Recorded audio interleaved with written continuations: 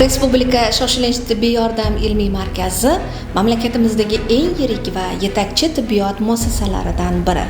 Bugun mazkur markaz milliy akkreditatsiyadan o'tish bo'yicha birinchilardan bo'lib tayyorgarlik ishlarini boshlab yubordi va ayni paytda muassasada mana shu tayyorgarlik doirasida tibbiyot tashkilotlarini litsenziyalash va akkreditatsiyalash markazi tomonidan o'quv va amaliy mashg'ulotlar o'tkazilmoqda.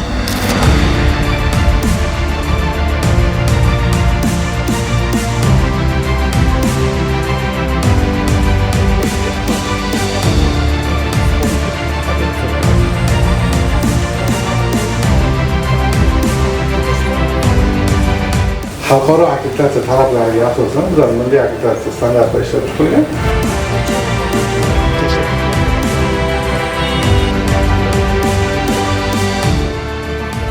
Qaysi bo'limga, qaysi kursga borish kerak? Kimga xabar berish kerak? Hamma joyda, hamma priyomlikda bizda shok zal reanimatsionniy bo'lim bor. Har bittasi.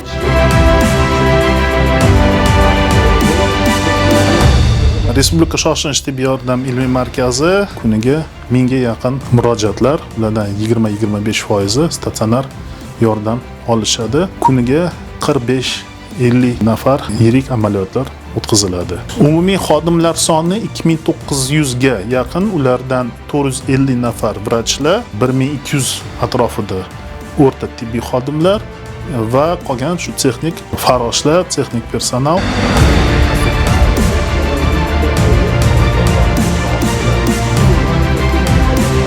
Bejikda orqasida misol uchun kichkina instruksiya qilib qo'ysak ham bo'ladi. Ushbu o'quv mashg'ulotlari jarayonida barcha davolash diagnostika bo'limlarida akkreditatsiya standartlariga muvofiq bajarilayotgan ishlar, jarayonlarni baholab, bemorlarga qulaylik yaratish, birinchi o'rinda bemorlar xavfsizligini ta'minlash va Respublika shoshilinch tibbiy yordam ilmiy markazida ko'rsatilgan tibbiy xizmatlar sifatini ko'rsatish bo'yicha o'z tavsiyalarimizni bermoqdamiz.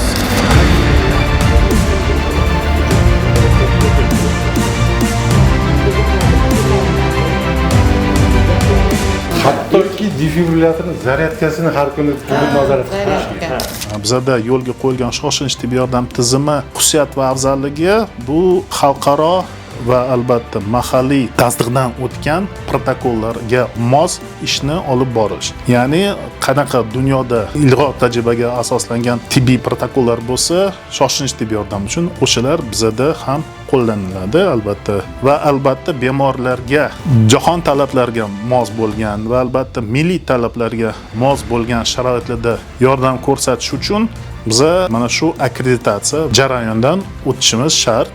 Barcha xalqaro standartlarga mosligini ham ko'rsatadi milliy akkreditatsiya. Bu birinchi qadam.